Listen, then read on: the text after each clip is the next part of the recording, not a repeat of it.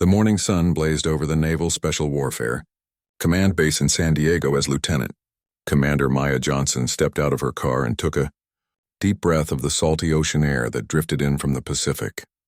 She had been preparing for this day for weeks, yet now that it was here, a knot of tension had settled in her stomach that refused to loosen. No matter how many times she reminded herself of her qualifications and accomplishments, Maya was about to become the first African-American woman to serve in a SEAL liaison position, a role that would require her to coordinate intelligence operations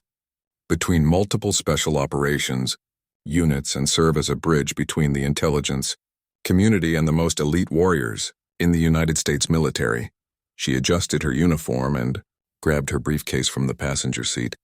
mentally running through the presentation she would be delivering in less than 2 hours to the commanders and team leaders who would become her colleagues and counterparts in the challenging months ahead. Maya had spent 12 years in naval intelligence, earning her stripes through 3 combat deployments in Afghanistan and Iraq, countless hours of analysis that had led to the capture or elimination of high-value targets, and a master's degree in strategic studies from the Naval Postgraduate School that she had completed while still maintaining her operational duties. Her record was spotless, her performance reviews consistently excellent, and her recommendations from senior officers glowing, enough to make even the most skeptical reader take notice. But Maya knew that none of that would matter much in the first few days and weeks of her assignment because she would be judged, not on her record or her capabilities but on her appearance and her willingness to prove herself all over again, to men who might see her as an outsider or worse, as someone who had been given this position because of diversity requirements rather than merit. She had dealt with skepticism and prejudice before, had learned to let her work speak for itself while maintaining a calm and professional demeanor even when she wanted to scream at the injustice of having to prove herself repeatedly, while her male counterparts were given the benefit of the doubt. From day one, as Maya walked through the gates and showed her credentials to the guard, she noticed the way his eyes lingered on her face for a moment longer than necessary, and she wondered if he was surprised to see a black woman in an officer's uniform, or if she was simply being paranoid after years of similar encounters. She pushed the thought aside and made her way to the administrative building where she would check in and receive her temporary office assignment before the morning briefing that would introduce her to the team she would be working with for the foreseeable future. The hallways of the building were decorated with photographs of SEAL teams from decades past,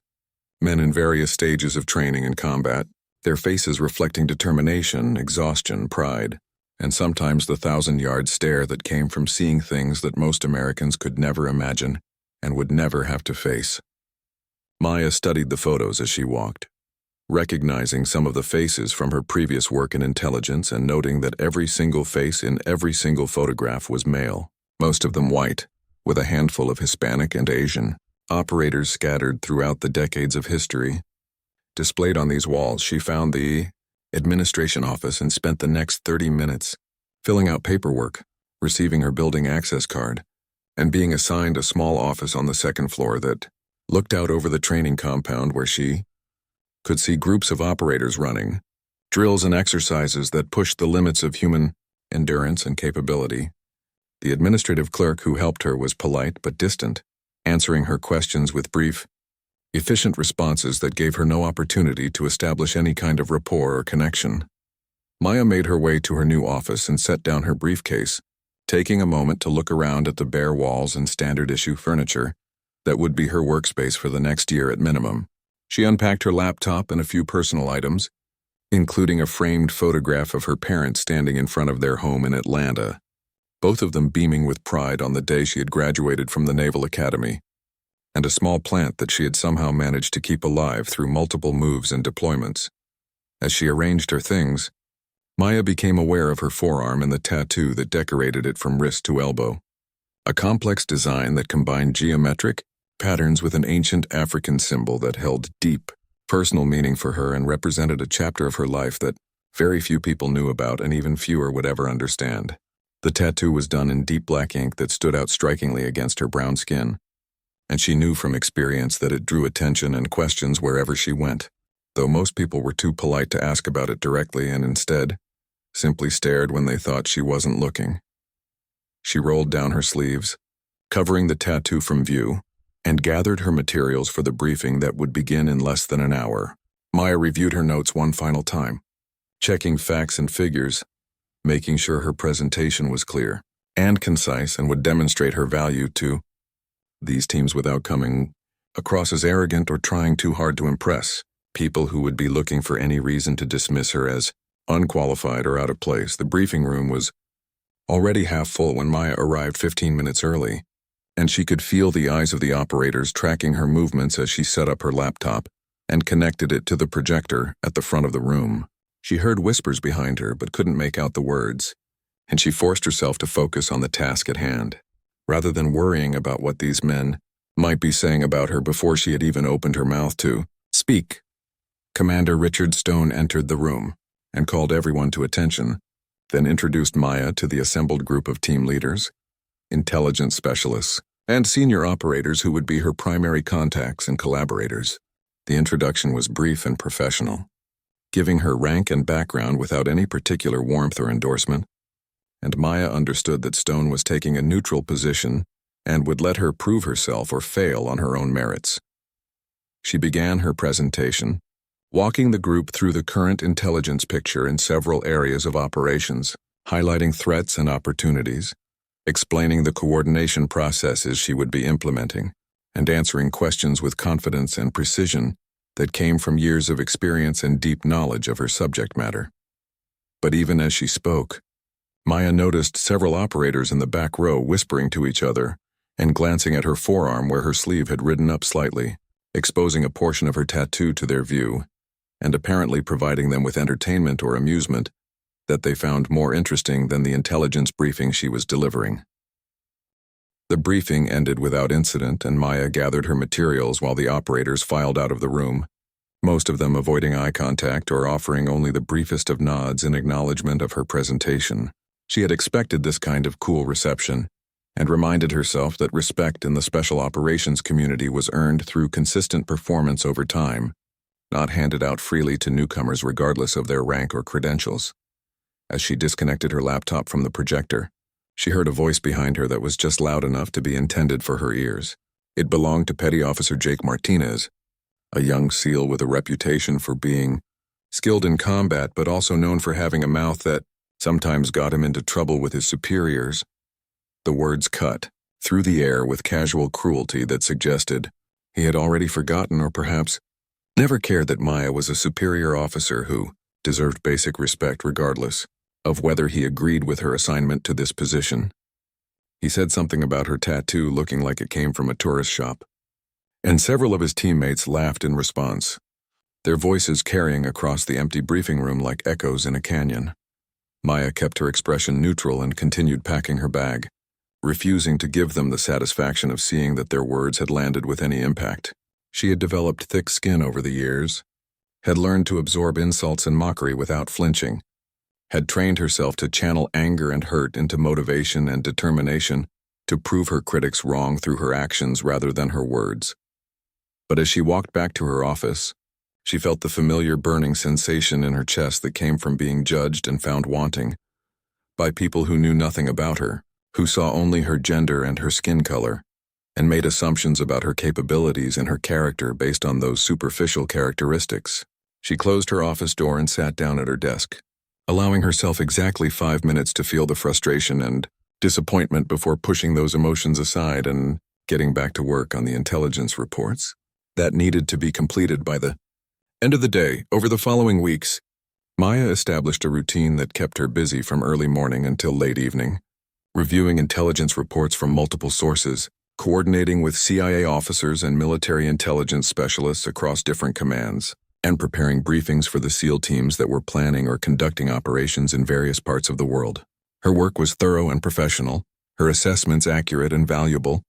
and slowly but steadily she began to earn grudging respect from some of the operators who initially dismissed her as unqualified or out of place. But the comments about her tattoo continued, sometimes whispered behind her back and sometimes spoken loudly enough for her to hear, as if the speakers wanted her to know that they found her marking amusing or pretentious or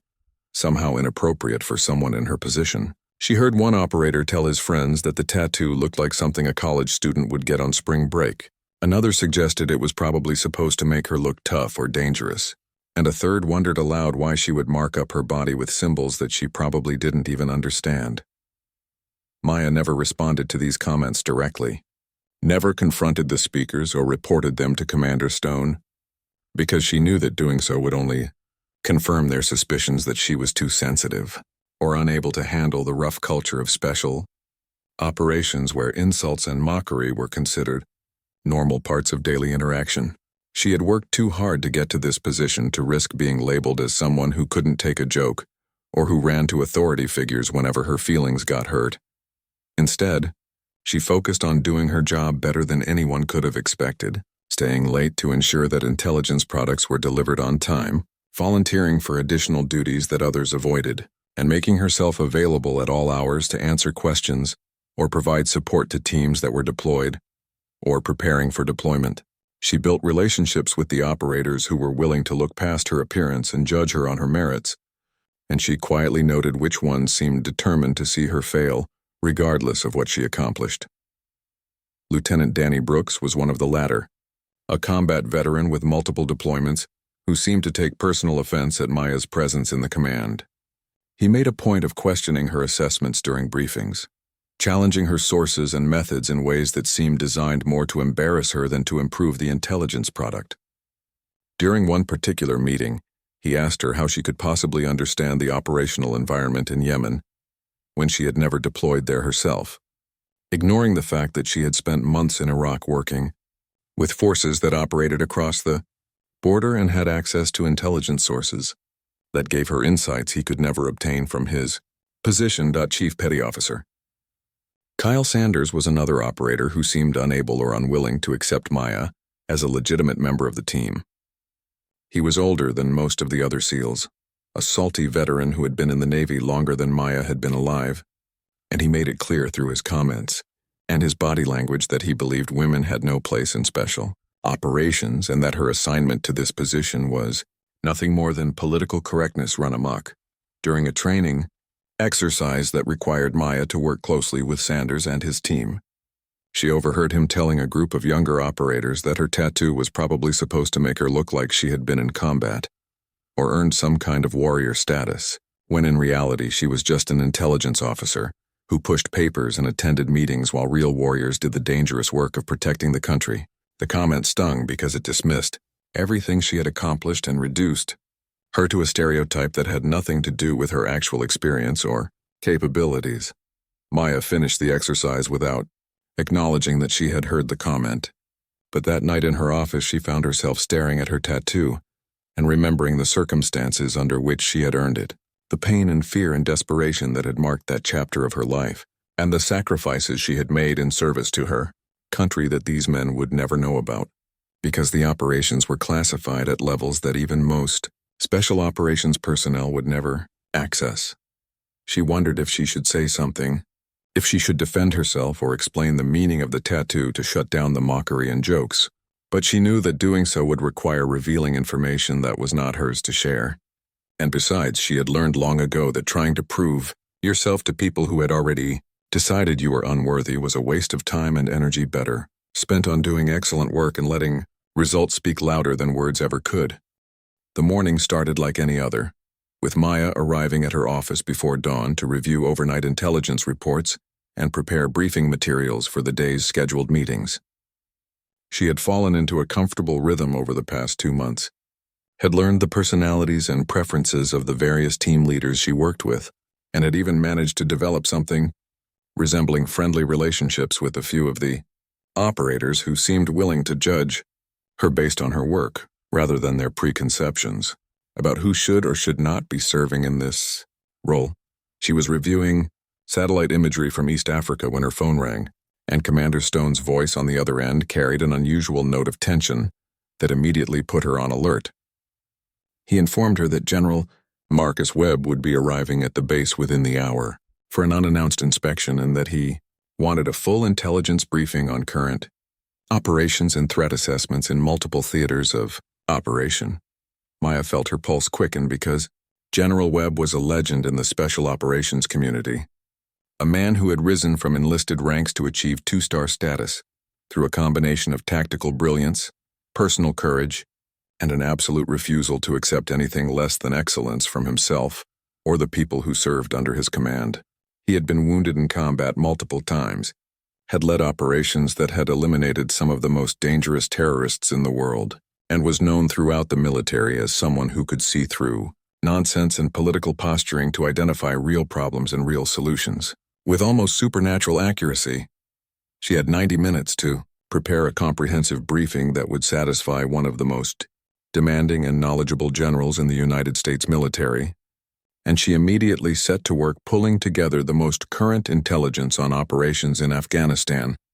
Iraq, Syria, Yemen, Somalia, and several other locations where American forces were engaged in combat or training missions. She cross-referenced her own analysis with reports from CIA,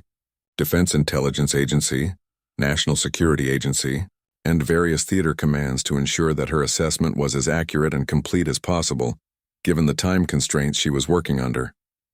By the time General Webb arrived at the base, Maya had prepared a 40-slide presentation that covered current threats, ongoing operations, intelligence gaps that needed to be addressed, and recommendations for future actions based on the latest information available. She had also prepared backup slides with additional details in case the general wanted to dig deeper into any particular topic or region. The briefing room filled quickly with every senior officer and team leader on the base, all of them standing at attention as General Webb entered the room with the kind of presence that comes from decades of leadership and combat experience. He was shorter than Maya had expected, probably no more than 5 feet 9 inches tall, but he carried himself with such confidence and authority that he seemed to fill the entire space with his personality. Commander Stone made the introductions and explained that Lieutenant Commander Johnson would be delivering the intelligence brief, and Maya noticed the general's eyes settle on her with an intensity that felt like being examined under a microscope. She had briefed plenty of senior officers before, and had learned not to be intimidated by rank or reputation, but there was something about Webb's gaze that suggested he could see past whatever facade a person might present and identify their true capabilities and character with just a few moments of observation. Maya began her presentation, walking the assembled officers through the current intelligence picture in each theater of operations, highlighting the most significant threats and the most promising opportunities for disrupting enemy networks and protecting American forces and interests. She spoke clearly and confidently, using precise language to describe complex situations, and she answered the general's questions with detailed responses that demonstrated her deep understanding of the material and her ability to think critically about the information she was presenting. General Webb asked penetrating questions that cut through the surface details to examine underlying assumptions and potential weaknesses in the intelligence assessments, and Maya found herself enjoying the intellectual challenge of defending her analysis against someone who clearly knew as much or more about these subjects than she did. She adjusted her arguments when he identified flaws in her reasoning, acknowledged gaps in her knowledge when she didn't have answers to his questions, and offered to follow up with additional information when the details he was asking about were not included in her prepared materials. The briefing lasted nearly 2 hours, far longer than the scheduled time, but nobody in the room seemed impatient or eager to leave because the discussion between Maya and the general had become a masterclass in intelligence analysis and operational planning that was providing value to everyone present. By the time she concluded her final slide and asked if there were any additional questions, Maya felt exhausted but also exhilarated because she knew she had performed well and had demonstrated her capabilities to the most important audience she was likely to encounter in this assignment. General Webb stood and thanked her for the briefing, and Maya began disconnecting her laptop and gathering her materials, while the other officers started moving toward the door, talking quietly among themselves about various points that had been raised during the discussion. She was relieved that the ordeal was over and pleased with how it had gone, and she was looking forward to returning to her office to decompress and perhaps allow herself a small moment of pride at having successfully navigated such a high-pressure situation. But then she heard the voice that had become all too familiar over the past weeks, the voice of Jake Martinez speaking to a group of his teammates near the door, apparently not caring or not realizing that the general was still in the room and within earshot of his comments. He said something about Maya knowing her material, but questioned why she had that ridiculous tattoo on her arm, suggesting that it looked like she was trying too hard to be something she wasn't, and his friends laughed in response to the comment. The room went silent so suddenly that it felt like all the oxygen had been sucked out of the space, and Maya looked up from her laptop to see General Webb standing perfectly still, his body language transforming from relaxed to predatory in the space of a single heartbeat. Every officer in the room seemed to sense that something significant was about to happen, and they froze in place like animals that had just caught the scent of a dangerous predator. The general's voice when he spoke was quiet, almost gentle, but it carried such weight and authority that it seemed to echo off the walls despite the low volume. He told Martinez to step forward, and the young SEAL's face went pale as he realized that his careless comment had been overheard by the one person in the building whose opinion could make or break his career with just a few words. Martinez approached the general and stood at attention, his body rigid with tension and fear, and Webb asked him a simple question about whether he found Lieutenant Commander Johnson's tattoo amusing. The SEAL tried to stammer out some kind of explanation or apology, but the general cut him off and asked again, demanding a yes or no answer to a question that suddenly felt like it carried implications far beyond a simple discussion of body art.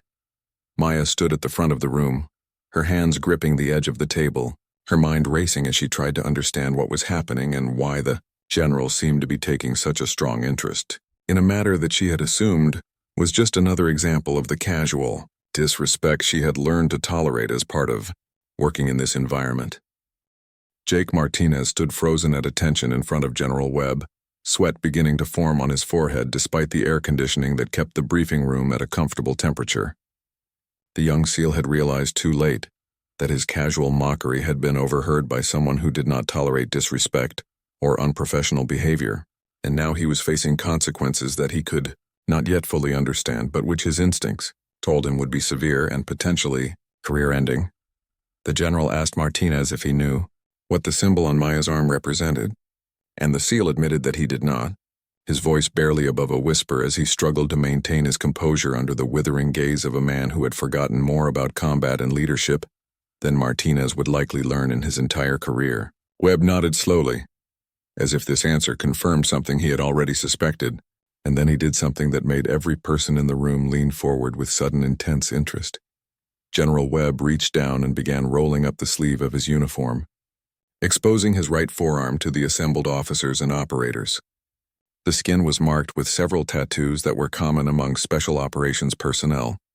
including unit insignias, dates that presumably held personal significance, and other designs that spoke to a life spent in service to his country and his fellow warriors. But there, among all the other ink, was a symbol that was identical to the one on Maya's arm, the same geometric pattern surrounding the same ancient African design, rendered in the same deep black ink that stood out against his skin. The room erupted in whispers and gasps as people realized that the tattoo they had been mocking for weeks was apparently something far more significant than any of them had imagined. Webb let the moment stretch out, allowing everyone in the room to see the mark clearly, and to understand that whatever it represented, it was important enough for a two-star general to carry it permanently on his body. Then he began to speak, his voice calm and measured but carrying an undercurrent of intensity that demanded absolute attention from everyone present. He explained that the symbol was the emblem of something called Task Force Shadow Point, an organization that was not listed in any official registry or database, that operated outside the normal chain of command, and that most people in the special operations community would never hear about, even if they spent their entire careers working in classified programs. The task force was activated only when threats emerged that were so severe and so immediate that normal protocols and procedures would take too long to address. Threats that could result in mass casualties or catastrophic damage to national security, if not handled with extreme speed and precision. Maya felt her heart pounding in her chest as the general spoke, because he was revealing information that she had never expected to hear discussed openly, especially not in a room full of people who did not have the security clearances necessary to know about Shadow Point, or the operations it had conducted. She glanced at Commander Stone and saw that he looked genuinely shocked, his eyes moving back and forth between the general and Maya as if he was reassessing everything he thought he knew about the intelligence officer he had been supervising for the past 2 months. "General, Webb continued his explanation, stating that the task force had been activated exactly 7 times in the past decade, and that each activation had dealt with threats that would have caused mass panic among the American public if the details ever became known. He described scenarios involving nuclear materials in the hands of terrorist groups, biological weapons being transported toward major population centers, and cyber attacks that could have collapsed critical infrastructure and plunged the nation into chaos. The general's voice took on a harder edge as he told the assembled group that exactly 13 people in the entire United States military had earned the right to wear the Shadow Point symbol, and that each of those 13 had done something extraordinary under circumstances that tested the absolute limits of human courage and capability. He stated that the symbol was not given out as a participation trophy or a morale booster, but was reserved exclusively for those who had made sacrifices and taken risks that went far beyond the normal expectations of military service. Then Webb turned to Maya and asked her directly to tell the group about Mogadishu, and Maya felt her stomach drop because she had never spoken publicly about that operation, had tried for 3 years to avoid thinking about it whenever possible, and had certainly never imagined standing in front of a room full of SEALs and explaining how she had earned a tattoo that they had been mocking as a meaningless decoration, but the general had given her a direct order, and Maya had spent too many years in the military to even consider refusing, so she took a deep breath and began to speak. Her voice was steady despite the emotions that threatened to overwhelm her as she described receiving intelligence 3 years earlier about a shipping container leaving Somalia with radioactive signatures that suggested it contained weapons-grade plutonium,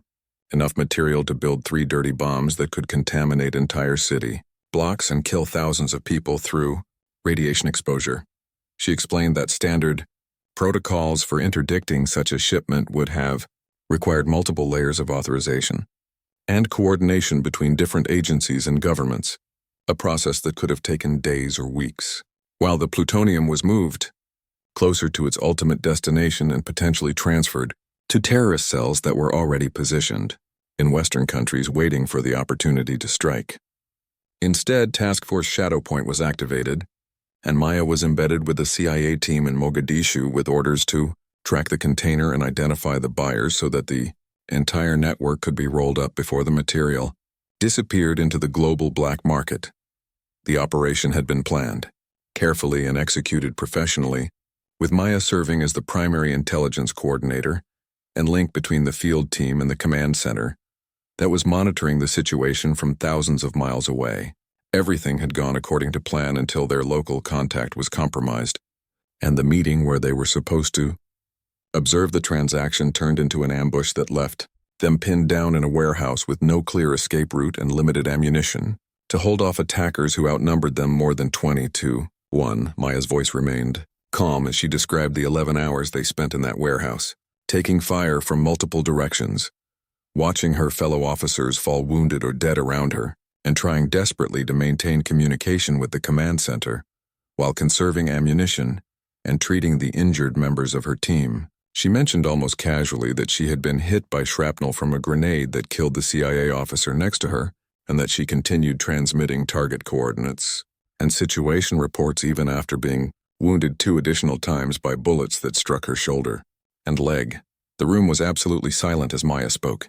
and she could see the expressions on the faces of the operators changing from skepticism to shock to something that looked like respect, or perhaps even awe. These were men who understood combat,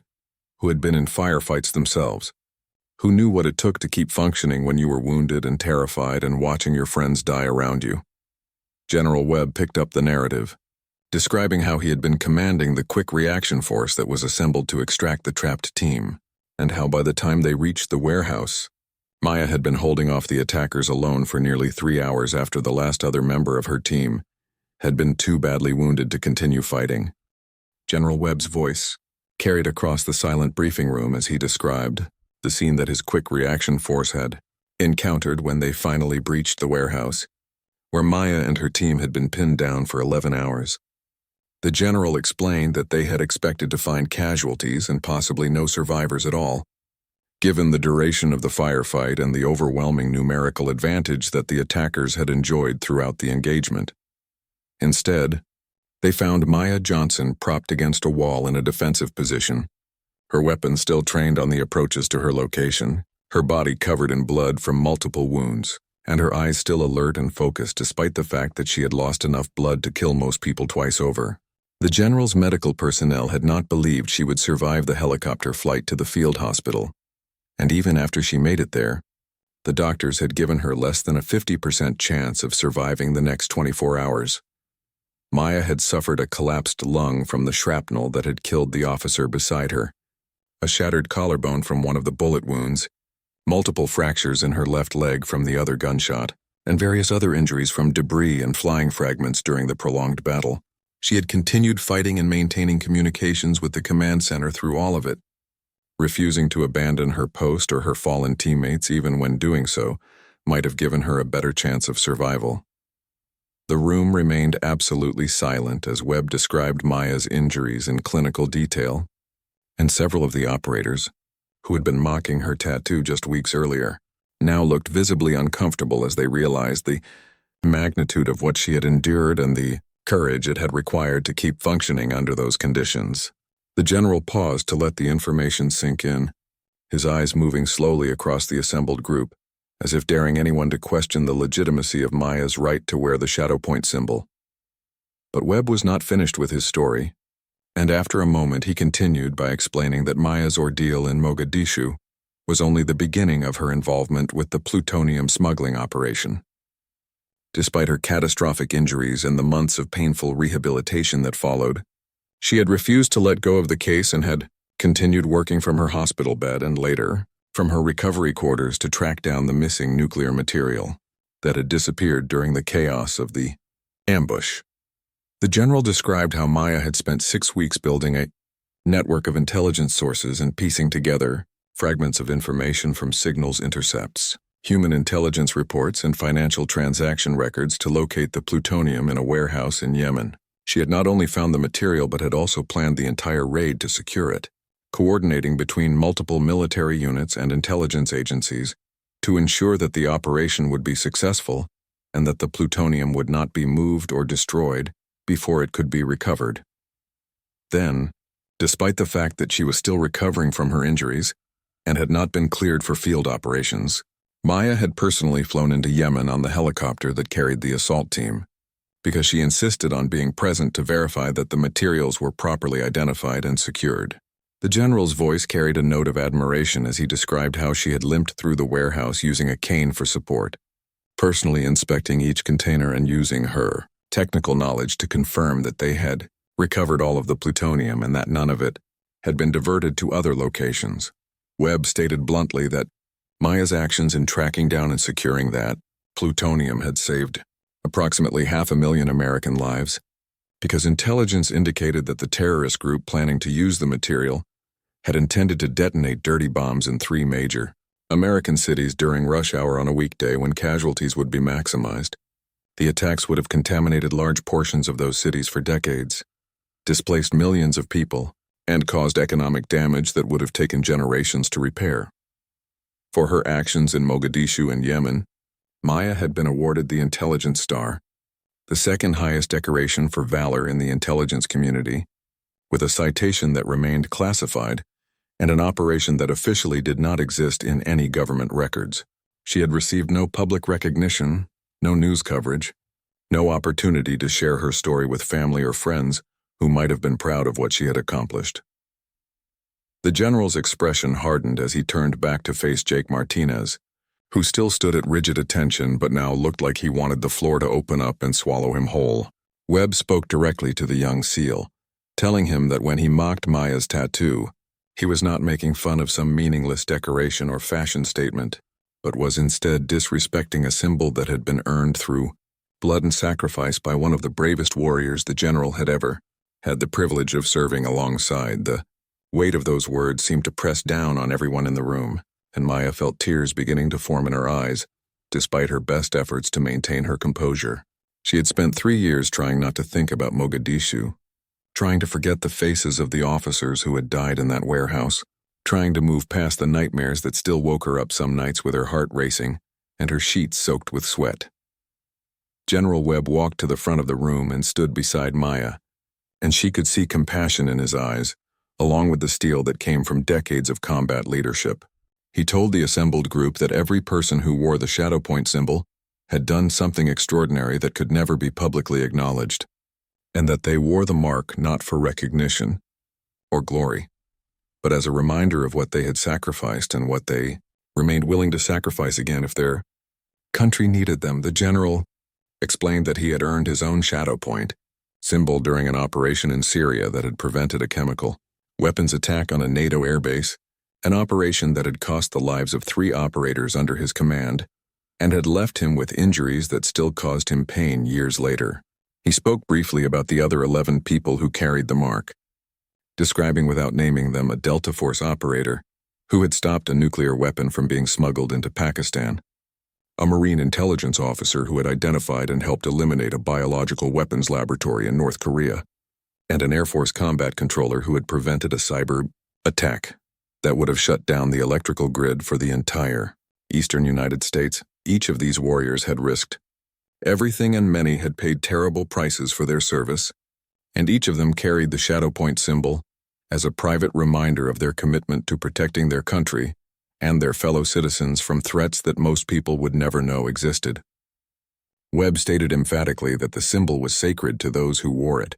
and that disrespecting it was equivalent to disrespecting the sacrifices made by some of the finest warriors America had ever produced. Commander Stone stepped forward and asked Maya a question about why she had never mentioned any of this during her initial interviews or in the 2 months she had been assigned to the command. Maya wiped her eyes and explained that the operations were classified at levels above top secret,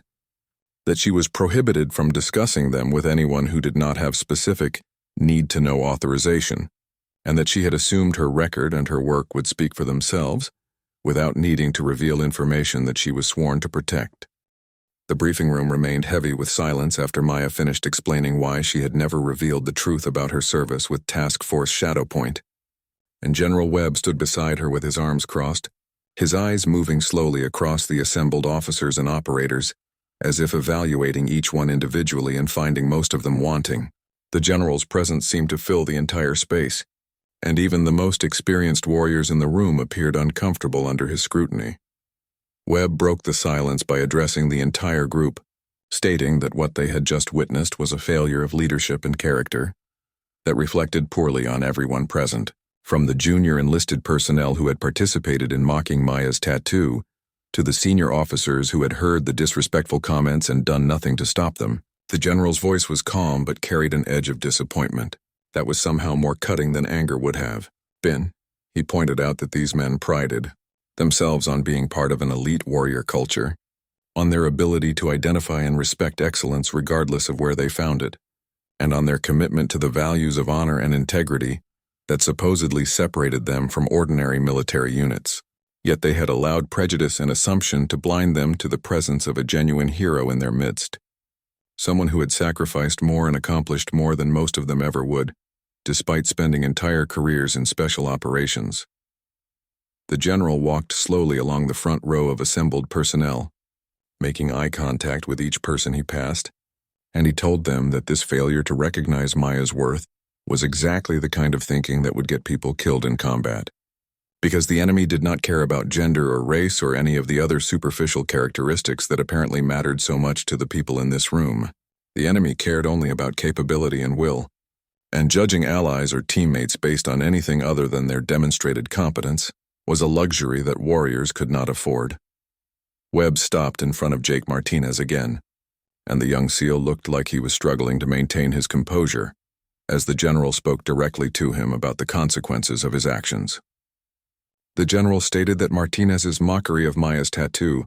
was not just disrespectful, but was also a violation of good order and discipline, and that under normal circumstances such behavior toward a superior officer would result in formal disciplinary action that could include reduction in rank, loss of pay, and potentially even separation from the service. However, the general continued, he was going to give Martinez and everyone else in the room an opportunity to learn from this experience and to become better warriors and better people as a result of understanding just how badly they had failed in their judgment and their behavior. Webb told Martinez that he would not be formally punished, but that he would carry the knowledge of his mistake for the rest of his career, and that he had better make damn sure he never again allowed assumptions or prejudice to cloud his ability to recognize excellence when he encountered it. The general then turned his attention to Commander Stone and the other senior officers in the room, and he made it clear that they shared responsibility for creating an environment where such disrespect had been allowed to flourish unchecked. Webb stated that leaders set the tone for their organizations through both their actions and their inactions, and that by failing to immediately shut down the mockery and disrespect directed at Maya, these officers had tacitly endorsed behavior that was beneath the standards expected of professional warriors. Stone accepted the criticism with a simple acknowledgement that the general was correct, and that he had failed in his duties as a commander, and he looked at Maya with what appeared to be genuine regret for not having protected her from the treatment she had endured over the past 2 months. The commander stated publicly that he would do better going forward and that anyone who engaged in similar behavior in the future would face immediate and severe consequences. General Webb nodded at Stone's response and then addressed the entire room one final time, telling them that Maya Johnson was exactly the kind of warrior they should all aspire to be. Someone who had proven herself in the most extreme circumstances imaginable and who continued to serve with excellence and professionalism despite facing obstacles and prejudice that would have broken lesser people. He stated that they were privileged to have her assigned to their command, and that any of them who could not recognize that fact or treat her with the respect she had earned needed to seriously reconsider whether they belonged in special operations. The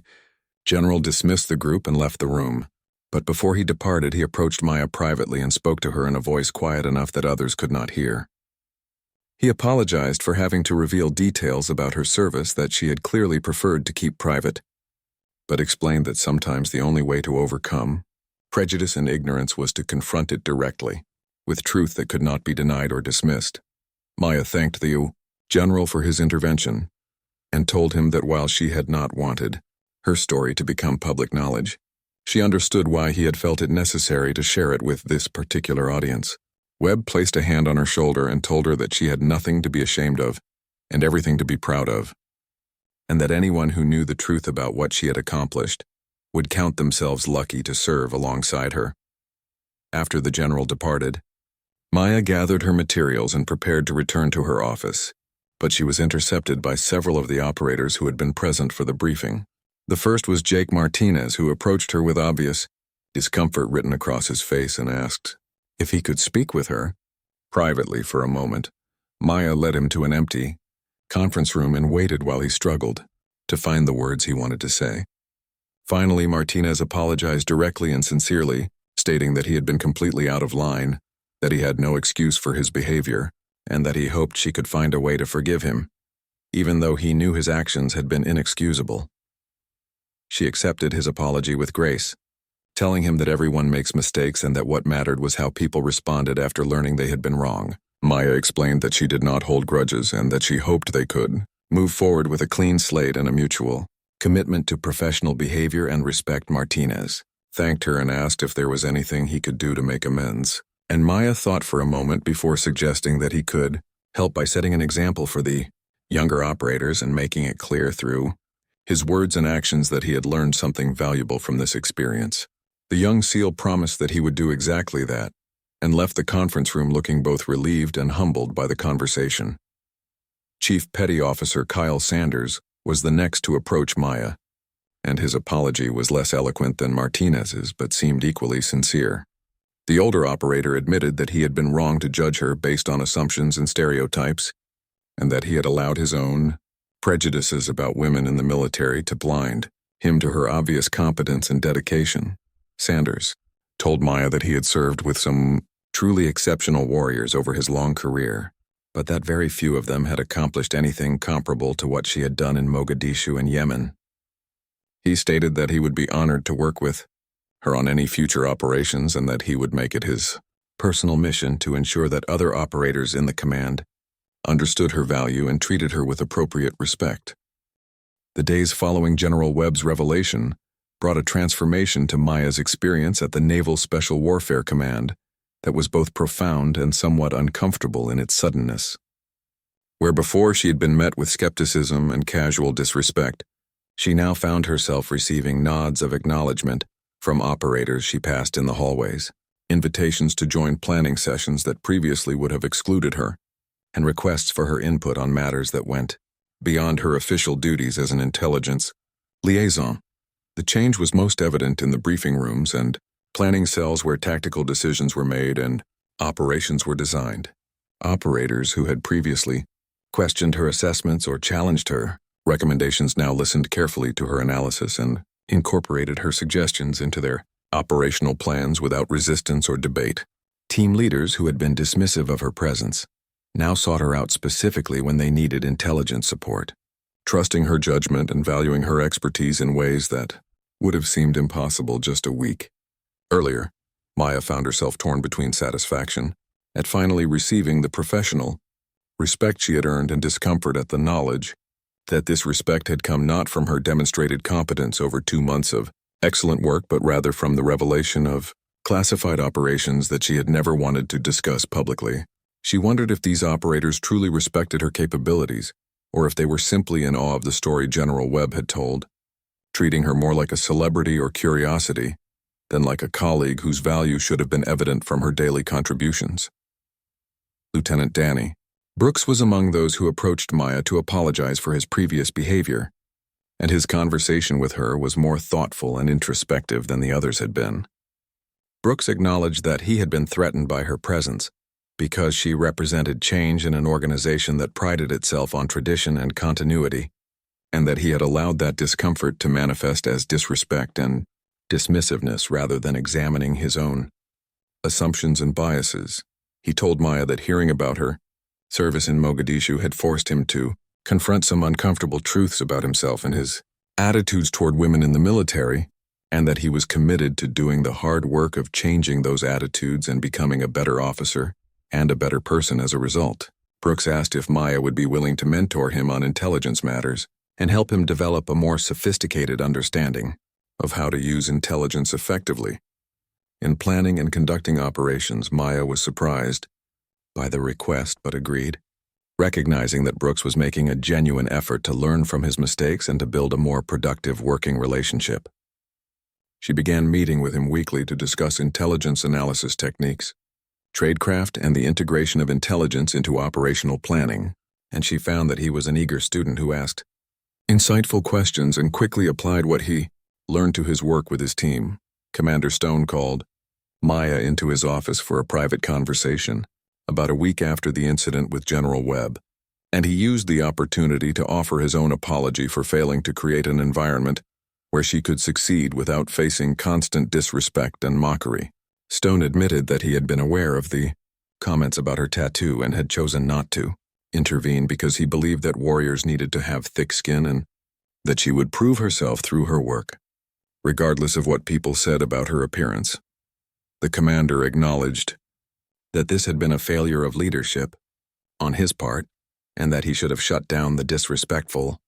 behavior immediately rather than allowing it to continue for months. He told Maya that he had learned a valuable lesson about the difference between letting warriors work out minor interpersonal conflicts among themselves and allowing a toxic environment to develop that undermined unit cohesion and operational effectiveness. Stone also informed Maya that her performance evaluations would reflect the excellence of her work and her contributions to the command, and that he would be recommending her for early promotion and for assignment to positions of greater responsibility when her current tour concluded. He stated that the command was fortunate to have her and that he hoped she would consider remaining in special operations rather than returning to conventional intelligence billets. Maya thanked the commander for his candor and his support, and she told him that she had not yet decided what her next career move would be, but that she appreciated having options and opportunities available to her. She also mentioned that while she valued the increased respect and recognition she was receiving, she hoped that future female officers assigned to special operations would not have to endure months of mockery and disrespect before being judged on their merits. The conversation with Stone marked a turning point in Maya's relationship with the command leadership. and she found that she now had direct access to decision-makers and influencers in ways that had not been available to her before. She used this access carefully and strategically, advocating for improvements to intelligence, processes and capabilities that would benefit the entire special operations community rather than just advancing her own interests or career prospects. One of the most significant changes in Maya's daily work came from the relationship she developed with Chief Kyle Sanders, who had been one of her most vocal critics before General Webb's intervention. Sanders approached her about a month after the incident and asked if she would be willing to help him develop a training program for junior operators on how to work effectively with intelligence personnel and how to understand and use intelligence products in tactical situations. Maya agreed to collaborate with Sanders on the project, and over the course of several weeks they created a comprehensive training curriculum that covered everything from basic intelligence terminology and classification systems to advanced techniques for integrating multiple intelligence sources into operational planning. The program was well received by the junior operators who participated in it, and it soon became a standard part of the training pipeline for new personnel assigned to the command. Working closely with Sanders gave Maya insight into the motivations and concerns of the senior enlisted personnel, who formed the backbone of the special operations community, and she developed a deep respect for the chief's tactical knowledge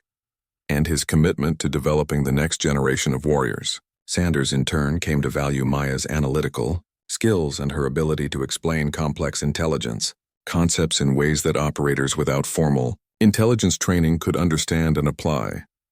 The partnership between Maya and Sanders became a model for how intelligence officers and operational personnel could work together effectively, and other commands began asking for information about their training program so that they could implement similar initiatives with their own personnel. Maya found satisfaction in knowing that her experience, as painful as parts of it had been,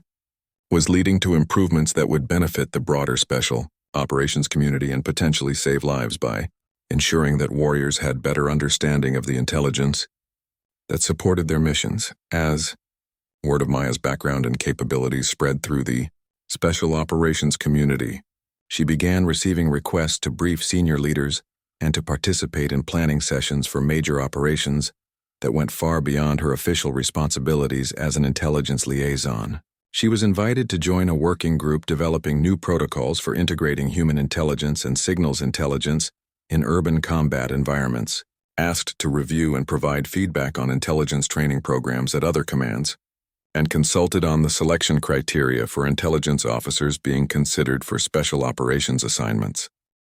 3 months after General Webb's visit, Maya received a call on her secure phone from a number she did not recognize, but which came with the kind of encryption and security protocols that indicated it was related to highly classified operations. The voice on the other end identified himself as Colonel Patrick Hughes, the current commander of Task Force Shadowpoint, and he asked if she could make herself available for a meeting at a location he would provide through secure channels within the next 48 hours. Maya felt her pulse quicken because she had not been contacted by Shadowpoint since her recovery from the Mogadishu operation, and any communication from the task force typically meant that something serious was developing that required the specific skills and experience of the small group of warriors who had proven themselves capable of operating in the most extreme circumstances. She confirmed her availability and received coordinates for a secure facility in Virginia, where she would meet with Hughes and receive a briefing on why her services were being requested. The meeting took place in an underground conference room that was swept for electronic surveillance every 4 hours and was accessible only to personnel with special access clearances that went far beyond the standard top-secret level. Colonel Hughes was a lean, intense man in his early 50s who had spent his entire adult life in special operations and who carried himself with the quiet confidence of someone who had nothing left to prove to anyone. Hughes briefed Maya on an emerging situation in North Africa, where intelligence indicated that a terrorist organization was planning to use advanced drones equipped with chemical weapons to attack multiple civilian targets across Europe. The operation would require coordination between intelligence assets, cyber warfare specialists, and direct action teams operating in at least 4 different countries. And Hughes wanted Maya to serve as the primary intelligence coordinator because of her proven ability to function under extreme pressure, and to integrate information from multiple sources into actionable intelligence. Maya listened to the briefing and asked detailed questions about the timeline, the assets available, and the rules of engagement that would govern the operation. She recognized that accepting this assignment would mean leaving her position at the Naval Special Warfare Command earlier than planned and potentially putting herself in danger again. But she also understood that Shadow Point existed precisely because some threats were too severe to ignore and some missions required warriors who had demonstrated their willingness to sacrifice everything for their country. She accepted the assignment without hesitation, and within 72 hours she was on a military transport aircraft heading toward a forward operating base in the Mediterranean where she would join the task force that was being assembled to address the drone threat. Before she departed, Maya met with Commander Stone to explain that she was being reassigned on short notice for reasons she could not discuss, and Stone accepted her explanation without asking for details because he had learned enough about her background to understand that there were aspects of her service that would remain forever classified. The operation in North Africa lasted for 6 weeks and involved some of the most intense and dangerous work Maya had ever experienced, including a night raid on a compound where the drones were being assembled, a high-speed chase through the streets of a major city to capture a bomb maker who was trying to flee, and a tense standoff at a chemical storage facility where one wrong move could have released toxic gases that would have killed thousands of civilians. Maya coordinated intelligence from satellite imagery, signals intercepts, human sources, and cyber penetrations to build a comprehensive picture of the terrorist network and to identify the optimal timing and approach for neutralizing the threat. She worked 18-hour days for weeks on end, sleeping in brief shifts and surviving on coffee and military rations, pushing her body and mind to their limits while maintaining the level of performance that the mission required. The operation was ultimately successful, with all of the drones destroyed, the chemical weapons secured, and the key members of the terrorist network either killed or captured before they could launch their planned attacks. The mission saved an estimated 200,000 lives across multiple European cities, and the intelligence that Maya and her team developed led to follow-on operations that disrupted terrorist networks in 7 different countries. When Maya returned to the United States after the operation concluded, she learned that 2 of the SEAL operators who had participated in the mission had been wounded during the raid on the drone assembly compound and had been recommended to receive the Shadow Point symbol for their actions under fire. Colonel Hughes asked Maya if she would be willing to attend the private ceremony where the symbols would be awarded, and she agreed because she understood the importance of these moments in building the bonds between warriors who shared this unique and secret brotherhood. The ceremony took place in the same secure facility in Virginia where Maya had received her initial briefing, and she was surprised to discover that General Webb was present, along with several other warriors she recognized from previous Shadow Point operations. The 2 SEALs receiving the symbol were Lieutenant Danny Brooks and Chief Kyle Sanders, both of whom had volunteered for the North Africa mission specifically because they wanted to serve under Maya's leadership and learn from her experience. Brooks and Sanders had both distinguished themselves during the operation, with Brooks leading the assault team that secured the drone compound and Sanders personally disarming a booby trap that would have killed the entire team if it had detonated. As Colonel Hughes performed the private ceremony that marked them as members of the Shadow Point Brotherhood, Maya felt a profound sense of pride and connection to these warriors who had once mocked her tattoo, but who now wore the same symbol themselves and understood its true meaning. After the ceremony, the small group of Shadow Point veterans gathered for a meal together, and Maya found herself sitting between General Webb and Colonel Hughes, listening to stories about operations that would never appear in any history book and warriors whose sacrifices would never be publicly acknowledged. She looked around the room at the diverse group of men and women who had earned the right to wear the Shadow Point symbol and realized that this was the truest form of brotherhood, one based not on gender or race or background but on shared sacrifice and proven capability under the most extreme circumstances imaginable. General Webb raised a glass and offered a toast to the newest members of the Shadow Point family,